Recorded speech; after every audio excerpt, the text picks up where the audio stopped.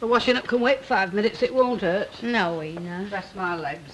Oh, Ina, I'm so sorry. I feel that guilty. I ought to be helping you by rights. Should be doing out at sort. You're an invalid.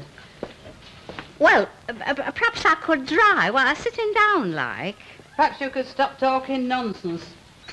How many times have I keep on telling you you're ill, you want taking care of? Oh, Ina, you've been so good to me. I'm ever so grateful. Well, I've no more of that talk, neither. The sooner I could get you out of that hospital, the better. It was my bounden duty. If there's any ministering to the sick to be done, I'll do it. Now, you've had a good tea. Let's have a smile out of you. Well, it's Bobby, you see, Ina. I can't feel happy in my mind when he's missing. Well, you can't blame me. I gave him a good enough welcome. He sucked a large saucer of milk last night before he went dashing off. Well, it's the different furniture, you see, Ina. Cats are frightened of strange furniture. Well, I'm not dragging your three-piece suite in here to suit your Bobby. No, Ina.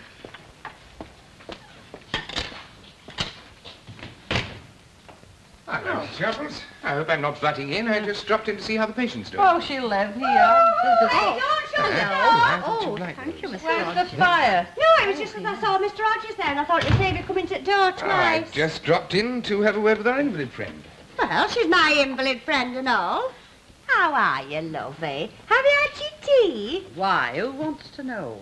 Go on, shift up. Well, up. Ah, now, what was the doctor's verdict? She's torn a ligament. Well, it's her ligament. Why don't you let her tell it?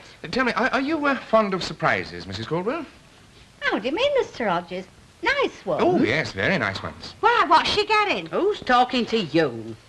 Go on, answer the gentleman's question. Well, yes, Mr. Rogers, I'm very fond of them. Good. Mind you, it's a little too early to divulge any details and tell you any more. Nothing's quite settled yet, but you keep your fingers crossed, Mrs. Caldwell, very tightly. Well, that's all I can say for the moment, but believe me, it's well worth waiting for. Oh, is it Bobby? Have you found Bobby? Bobby? A cat, he's lost. Oh. Well, no, I'm afraid it isn't Bobby. Goodbye. Goodbye. He won't settle in a strange house, you know. Oh, go and get me coat or go and search the neighbourhood, shuffling up and down. She'll never be satisfied till we find him. Hello, this is Mrs. Caldwell's, isn't it? Oh, we're just about to get the police out. Oh, there you are, love. Mrs. Hewitt. Oh, thank you. Where did you find him, the little monkey? Oh, meowing in our backyard. It's all right, though, because he has been fed. He had what we had. Shoulder of lamb, mashed potatoes and gravy. Oh. Hey, he won't touch cat food, will he? Well, while he's here, he'll get no option.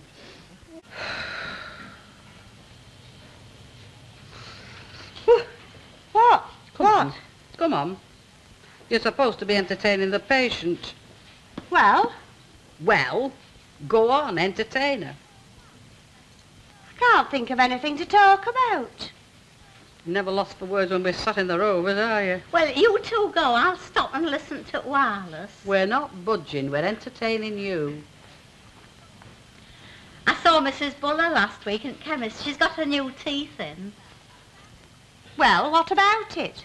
Oh, nothing. I just thought I'd tell you. It's a matter of interest. Oh, I was reading about ligaments in my doctor's book the other day. They're very nasty things, you know. You can get all sorts from them. You see, if there's any little... If you can't think of no better to discuss, I'd keep your trap shut.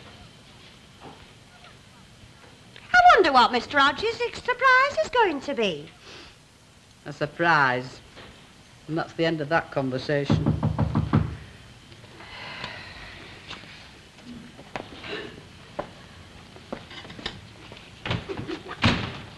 Good evening, Mrs. Sharples. I brought it. Come on, lass, wheel it in. Come on. Oh, you've never brought my mother's bath chair.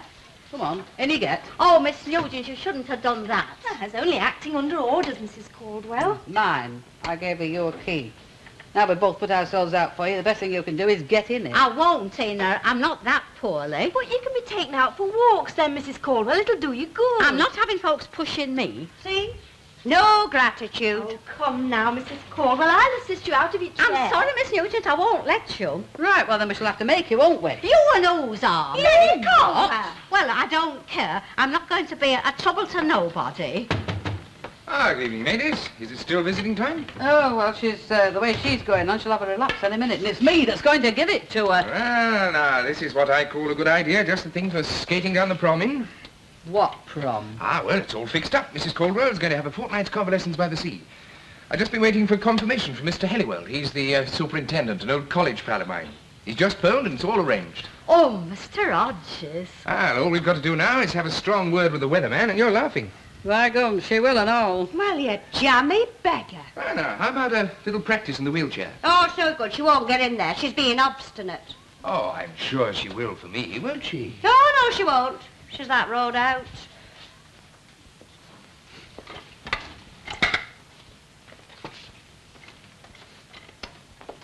That's it.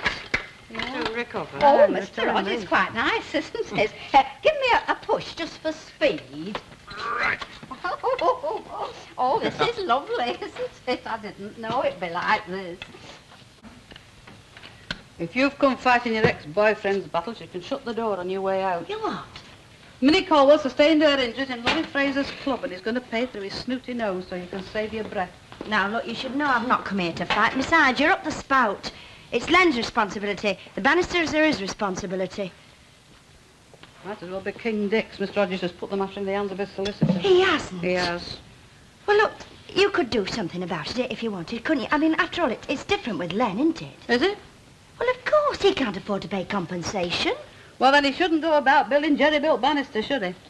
Listen, you cast your mind back 2.5 years.